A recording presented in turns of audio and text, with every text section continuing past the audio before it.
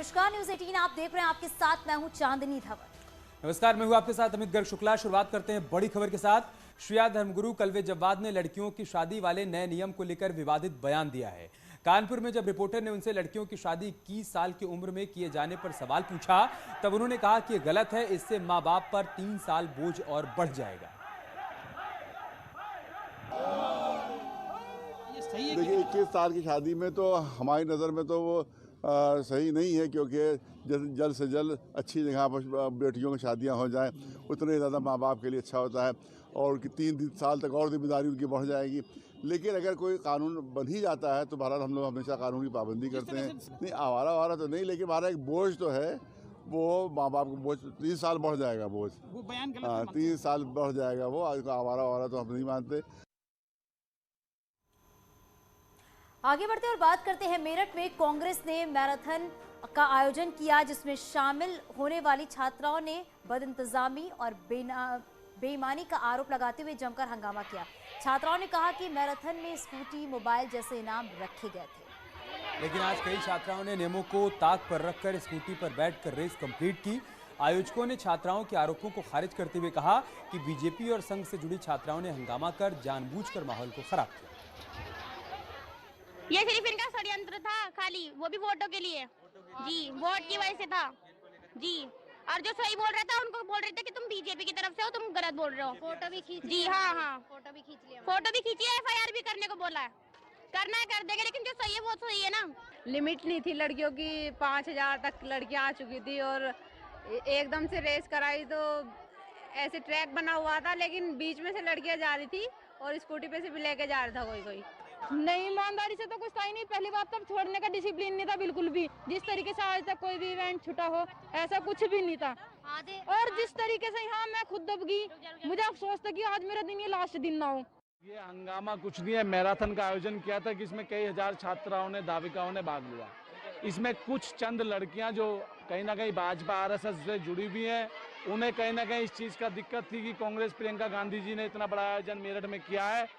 उनकी मांग है, ये पूरी इस मैराथन की वीडियोग्राफी हुई है, पूरे एथलीट संघ के माध्यम से इसको आयोजन में सहयोग लिया गया है। उधर सीएम योगी ने गोरखपुर वासियों को 955 करोड़ रुपए की विकास परियोजनाओं की सौगात दी। दिग्विजयनाथ पार्क में आयोजित कार्यक्रम में योगी ने कहा कि सस्ती लोकप्रियता की विभाजनकारी राजनीति ने लोगों को विकास से वंचित किया।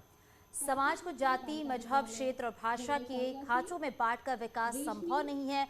विकास समग्रता में होना चाहिए, क्योंकि विकास का कोई विकल्प नहीं होता है। और विशेष बच्चों में ब्रेल किट को प्राप्त करने के लिए चांदनी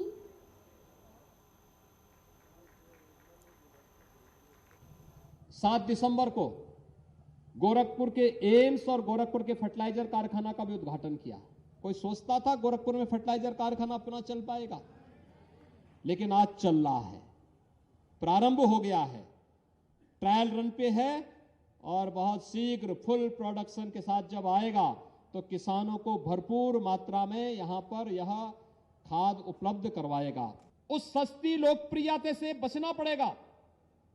जो लोग अपनी सस्ती लोकप्रियता के लिए समाज को बांटने का कार्य करते हैं, जाति के नाम पर, क्षेत्र के नाम पर, भाषा के नाम पर, वर्ग के आधार पर, यह विभाजनकारी राजनीति ही हमें पीछे धकेली थी, विकास से वंचित की थी।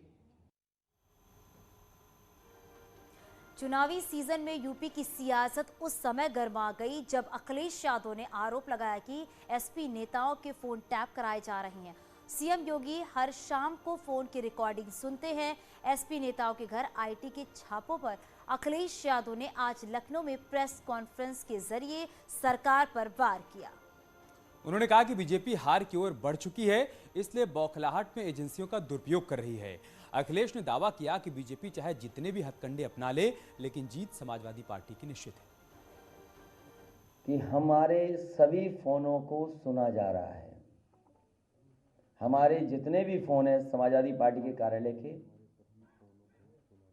या हमारे संबंधित जितने लोग भी हैं, उनके मोबाइल को सुना जा रहा है। सबको लिसनिंग पे लगाया हुआ है और मुख्यमंत्री खुद शाम को कुछ की रिकॉर्डिंग सुनते हैं। तो सोचिए ये अनुपयोगी सरकार है। कहीं हम लोगों को कोई शक नहीं था कि जहां पॉलिटिकल पार्टीज आएंगी या उनके नेता आएंगे, उनके सहयोग के लिए इनकम टैक्स, ईडी, सीबीआई और भी संस्थाओं का सहारा लेकर के अटैक करने का काम करेंगे। प्रियंका गांधी ने भी अखिलेश के आरोपों का समर्थन किया और कहा कि मोदी सरकार पिछले 7 साल से विपक्षी नेताओं के खिलाफ केंद्रीय एजेंसियों का दुरुपयोग कर रही है। विपक्षी नेताओं के फोन टैप कराना दुर्भाग्यपूर्ण है।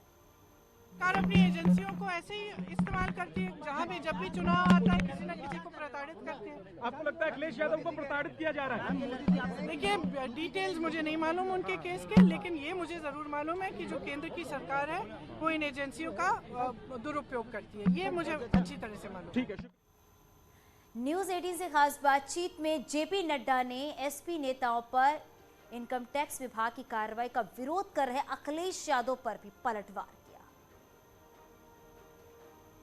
जब ये हारने लगते हैं तो इनको इलेक्शन का ईवीएम में दोष नजर आता है, इनको सेंट्रल एजेंसीज में दोष नजर आता है। जीतने लगते हैं तो ये अपने आप को बहुत बड़ा शहंशाह समझते हैं। तो इनकी आदत है, इनकी सोच है। सच्चाई ये है कि जिस तरीके की इनकी दोस्ती है माफिया के साथ और बाकी सबके साथ, तो ऐसी इसी तरीके का कार्य होगा। विश्वास मिलेगा जनता का आपको? विश्वास मिलेगा, बिल्कुल मिलेगा। कितनी सीटों पे? 300 पार करेंगे। सीएम योगी आदित्यनाथ ने मथुरा से जन विश्वास यात्रा का शुभारंभ किया। मुख्यमंत्री ने महाविद्या कॉलोनी स्थित रामलीला मैदान पर जनसभा को संबोधित किया। उन्होंने कहा कि 19 दिसंबर को 19वीं बार आया हूं। न्यूज 18 से खास बातचीत में योगी ने कहा है कि मथुरा से चुनाव लड़ने की उनकी कोई योजना नहीं है। समाजवादी पार्टी समेत पूरे विपक्ष को योगी ने विकास विरोधी बताया। मुख्यमंत्री योगी आदित्यनाथ जी हैं। सर, जन विश्वास यात्रा की शुरुआत मथुरा से, तो क्या फिर से जनता में विश्वास पाने की कोशिश है? कोशिश नहीं, जनता का आशीर्वाद फिर से भाजपा को मिलेगा, कोई संदेह नहीं होना चाहिए। भारतीय जनता पार्टी की डबल इंजन की सरकार ने जो कहा सो करके दिखाया।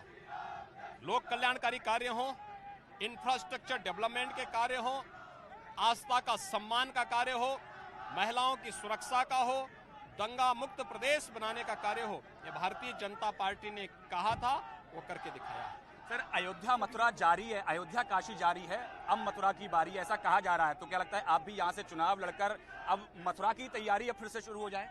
देखिए, मथुरा से चुनाव लड़ने का मेरा कोई कार्यक्रम नहीं है। हाँ, मथुरा मेरे लिए पावन धाम है, आस्था का केंद्र है, और मैं मथुरा में पहली बार नहीं आ रहा हूँ। पौने 5 वर्ष के दौरान 19 दिसंबर को 19वीं बार में आया हूँ। मथुरा वृंदावन नगर निगम का निर्माण हमारी सरकार ने किया। मथुरा वृंदावन में ब्रज तीर्थ विकास परिषद का गठन हमारी सरकार ने किया है। यहाँ पे मांस मदिरा आदि को बैन हमारी सरकार ने किया है। इस पावन धाम को इसका जिस का बात के लिए वो हकदार था, वो स्वरूप हमारी सरकार को करने का सौभाग्य प्राप्त हुआ है। तो स्वाभाविक रूप से सरकार आस्था का सम्मान करने और जनता को बुनियादी सुविधा देने के लिए पूरी तरह प्रतिबद्ध है, और हम उसी भाव के साथ यहाँ पर जन विश्वास यात्रा का शुभारंभ करने के लिए आए हैं।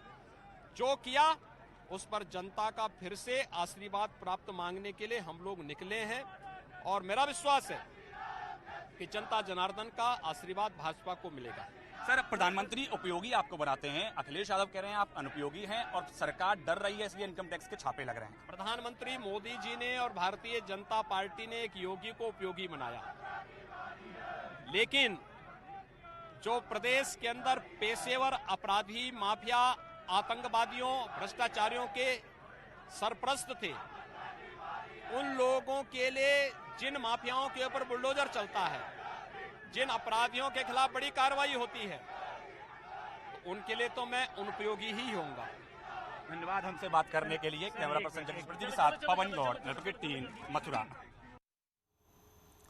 उधर बिजनौर में केंद्रीय मंत्री नितिन गडकरी, डिप्टी सीएम केशव प्रसाद मौर्य ने जन विश्वास यात्रा को हरी झंडी दिखाई।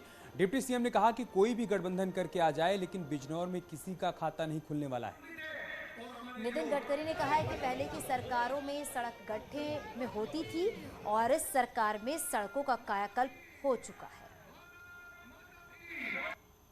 योगी जी के नेतृत्व में पहली बार गन्ना उत्पादक किसानों को उनका पैसा मिलने का काम अगर किसी सरकार ने करके दिखाया तो वो योगी जी के नेतृत्व में, केशव जी के नेतृत्व में उत्तर प्रदेश की सरकार ने करके दिखाया।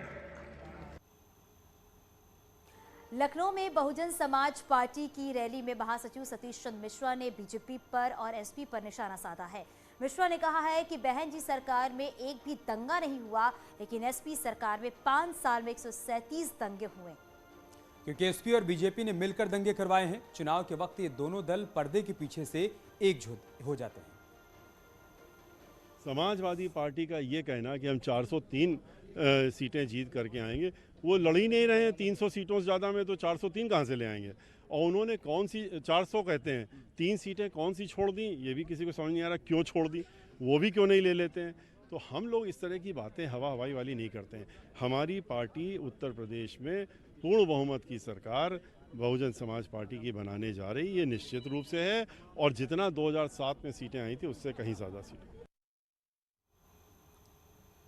और अब खबर मिर्जापुर से, जहां पर नाव पलटने से 3 लड़कियां गंगा में डूब गईं। बताया जा रहा है कि नाव में 5 लोग सवार थे, 2 को बचा लिया गया।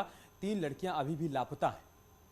अदलहाट इलाके के रैपुरिया गांव की घटना है। तीनों लड़कियां वाराणसी के ग्राम टीकरी की रहने वाली हैं। लड़कियां गंगा के किनारे सूरदास आश्रम पर आयोजित भंडारे में प्रसाद ग्रहण कर वापस लौट रही थी।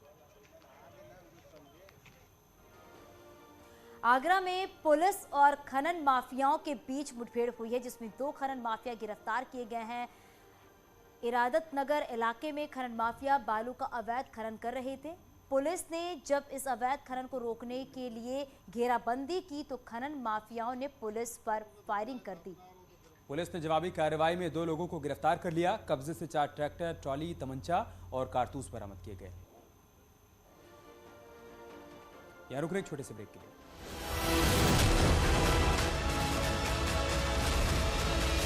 यात्रा पर भी कसा तंज, कहा